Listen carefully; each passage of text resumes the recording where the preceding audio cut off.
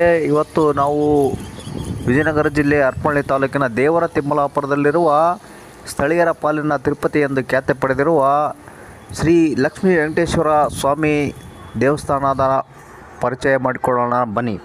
ಹಾಗೆ ದೇವರ ದರ್ಶನವನ್ನು ಪಡೆಯೋಣ. ಹರಪನಹಳ್ಳಿ ಪಟ್ಟಣಕ್ಕೆ ಹೊಂದಿಕೊಂಡಂತೆ ಇರುವ ದೇವರ ತಿಮ್ಮಲಾಪುರ ಗ್ರಾಮ ಶ್ರೀ ಲಕ್ಷ್ಮೀ ವೆಂಕಟೇಶ್ವರ ಸನ್ನಿಧಿಯಿಂದಲೇ ಪ್ರಸಿದ್ಧವಾಗಿದೆ. ದೂರದ ತಿರುಪತಿಗೆ ಹೋಗಿ ತಿಮ್ಮಪ್ಪನ ದರ್ಶನ ಭಾಗ್ಯ ಪಡೆಯಲಾಗದ ಅನೇಕರು ಇಲ್ಲಿಗೆ ಬಂದು ಸ್ವಾಮಿ ದರ್ಶನ ಪಡೆದು ಧನ್ಯರಾಗುತ್ತಾರೆ ಎಂಬ ಐತಿಹ್ಯ ಇದೆ. ಹೀಗಾಗಿ ವಿಜಯನಗರ, ಬಳ್ಳಾರಿ, ದಾವಣಗೆರೆ ಜಿಲ್ಲೆಯ ಜನರ ಪಾಲಿನ ತಿರುಪತಿ ಎಂದೇ ಇದು ಜನಪ್ರಿಯವಾಗಿದೆ. 15-16ನೇ ಶತಮಾನದಲ್ಲಿ 1 ಎಕರೆ ಪ್ರದೇಶದಲ್ಲಿ ದೇಗುಲ ನಿರ್ಮಿಸಲಾಗಿದೆ. ದೇವಸ್ಥಾನಕ್ಕೆ 60 ಅಡಿ ಎತ್ತರದ ವಿಶಿಷ್ಟ ಗೋಪುರವಿದೆ. ಸಮುದ್ರ ಮಂಥನ, ದಶಾವತಾರ, ಸೂಕ್ಷ್ಮ ಕೆತ್ತನೆ, ಪಂಚ ಕಳಸಗಳು ಬೆಳದಿಂಗಳಲ್ಲಿ ಕಣ್ಮನ ಸೆಳೆಯುತ್ತವೆ.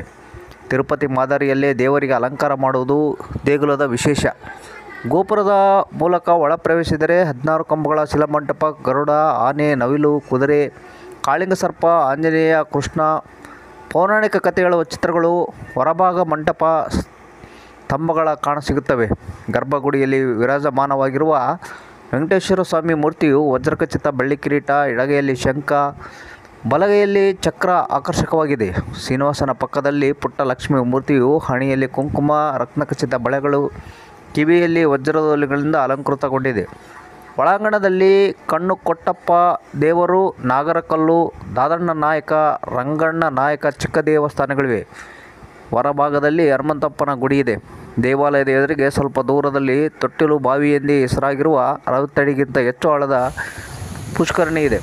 ವಿಷ್ಣು ಆಂಜನೇಯ ದೇವಸ್ಥಾನದ ಅರ್ಚಕರಿದ್ದಾರೆ.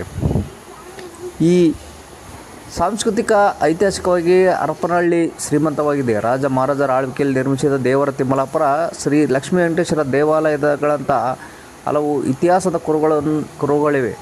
ಹರಪನಹಳ್ಳಿಯ ಕವಯಿತ್ರಿ ಭೀಮವ್ವನ ಕೀರ್ತನೆಗಳಲ್ಲಿ ಶ್ರೀ ಲಕ್ಷ್ಮೀ ವೆಂಕಟೇಶ್ವರ ಅಸ್ತಿತ್ವದ ಉಲ್ಲೇಖವಿದೆ. ಈ ದೇಗುಲದ ಹಂಪಿಯ ಶ್ರೀಕೃಷ್ಣ ದೇವರಾಯ ಆಳ್ವಿಕೆಯೊಂದಿಗೆ ಹೆಣೆದುಕೊಂಡಿದೆ.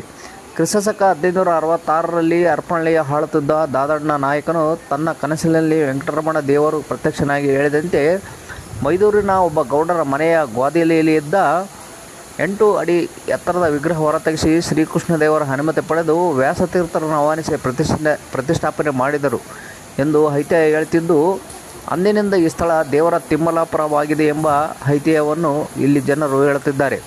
ಇಲ್ಲಿಗೆ ಬರಲು ನೀವು ಕೊಟ್ಟೂರು, ಹೊಸಪೇಟೆ, ಹಡಗಲಿ, ಗದಗ, ಹಾವೇರಿ ಮಾರ್ಗಗಳ ಹರಪನಹಳ್ಳಿಗೆ ಬರಬಹುದು. ಅಥವಾ ದಾವಣಗೆರೆಯಿಂದ ಹರಿಹರ ಅಥವಾ ಕಂಚಿಕೆರೆ ಮಾರ್ಗವಾಗಿ ಹರಪನಹಳ್ಳಿಗೆ ಬರಬೇಕು. ಅಲ್ಲಿಂದ ಆಗ್ನೇಯ ದಿಕ್ಕಿಗೆ 2 ಕಿಲೋಮೀಟರ್ ದೇವರ ತಿಮ್ಮಲಾಪುರ ಗ್ರಾಮವಿದೆ. ಈ ಗ್ರಾಮಕ್ಕೆ ಅನೇಕ ಜನರು ಬಂದು ಹೋಗುತ್ತಿದ್ದಾರೆ.